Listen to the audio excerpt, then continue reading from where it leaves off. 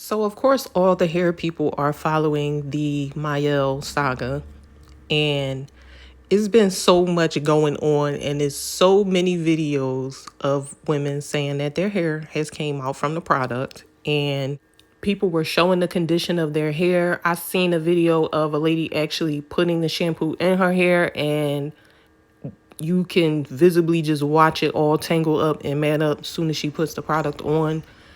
And it's clearly something going on. But what's getting me is the people that are making videos saying, I use Mielle and look at my hair and my hair is perfectly fine and I haven't had any issues. I haven't had any problems with the product and I've been using it for XYZ. Sweetie, that is an amazing story, but that's not helping the people's case who are actually having the issue. Like, why do people do this? What is wrong with y'all? You got to use your common sense and know that, hello, people buy different products from different places. People have different textures of hair.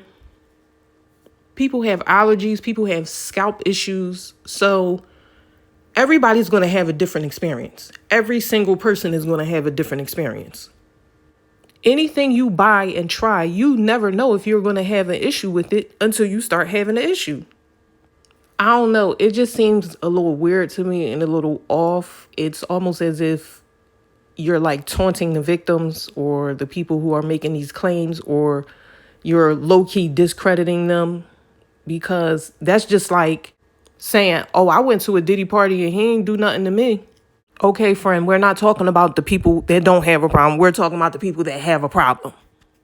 Another thing that I wanted to talk about too is the fact that y'all got to keep in mind that these are businesses. Business is first. So businesses are going to do whatever they got to do to stay in business, including make your hair fall off your scalp. And I'm not saying that is this company doing that, but it has happened. Like, I don't know if y'all remember the Dark and Lovely Honey Blonde from the 90s that a lot of women used to wear. They would put that in their hair over top of a relaxer, and then over time, their hair would just eventually thin out to the point that they would end up with that low cut with the Eve. Now, most people who are buying drugstore hair products, they're not scientists. They're not checking the ingredients to make sure that they're not going to have a reaction from using this and that together. But after a while, it was discovered that Dark and Lovely was a metallic salt dye, which does not mix well with sodium hydroxide. So it was drying everybody's hair out and just making it just brittle and just fall out.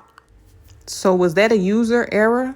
Yes, it was. But should that also have been put on the box so that you could visibly see, hey, if you have relaxed hair, do not put this on your hair because your hair is going to fall out. It's going to turn your hair into dust and you're going to end up with a haircut. But they're not going to tell you this because now you're moving on to a different layer of their products that usually cost more money, because now you're trying to treat your damaged hair.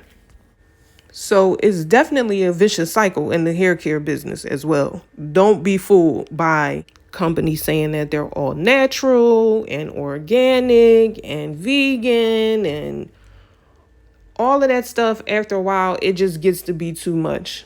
That's why you should always keep it simple.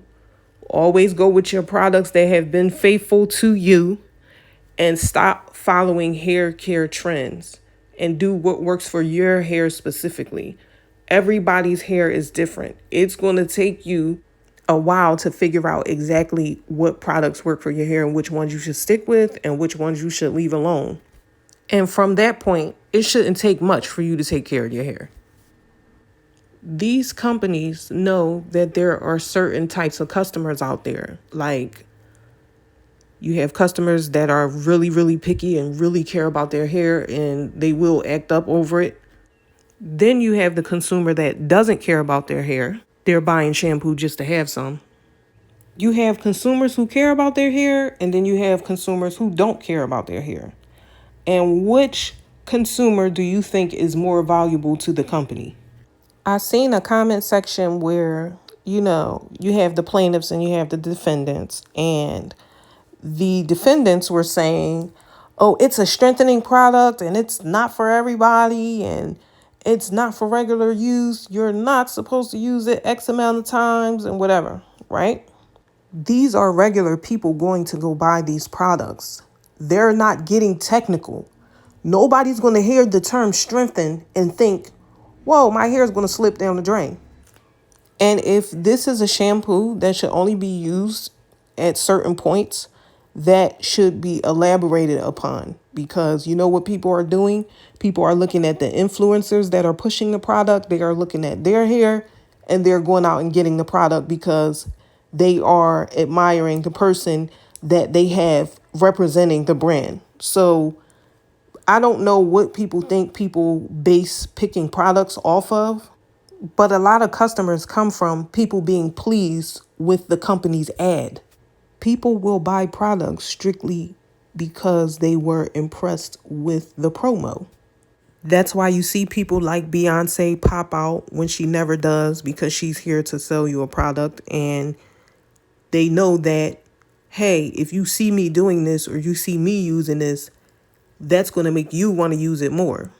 Another thing, too, that I think people haven't thought about or taken into consideration with the products is the fact that products do get recalled and things do end up in products sometimes that don't belong in there. So it's a strong possibility that either mistakenly something could have went into her products that didn't belong, or someone who's trying to sabotage the business could have done something as well. So you should be considerate of everybody's experience, because it's a strong possibility that they're right and this could be true.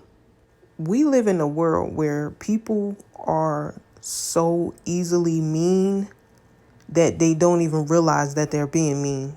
And that's so crazy. Now, when I was kind of researching the Mielle thing a little bit, I can't seem to find what made this whole thing bubble over. Like, what made this really hit and go viral like it did?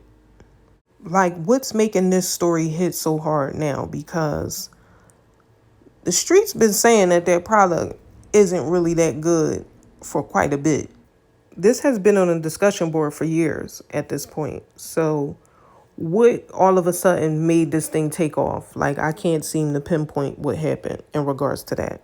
And also, when did Mielle drop the organics? And what was the reason behind it? Does anybody know? But anyway, we've heard from both sides. So now we got to sit back and wait and see what's going to end up happening. Is there going to be a class action lawsuit? Will the people win? And if the people do win, will it be a substantial amount, enough for them to at least get professional hair care, whether that be a cosmetologist, a specialist, a trichologist? Are they going to give the people something worth getting on the battlefield for?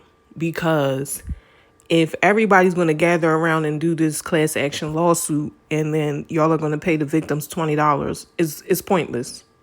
And to those who have experienced issues and they're just fed up with the product and they just want it out of their house, try to bag it up and put it somewhere where you won't see it, because I wouldn't advise you to throw the products in the trash right now, because unless you have some form of receipts in the form of maybe an email or an actual receipt from the store that you purchased it from, how are you going to prove that you even had the products in the first place? But that's pretty much it for the Mielle topic for me until some new developments hit. And we will probably revisit this again. Until then, watch out, girl. They trying to get you.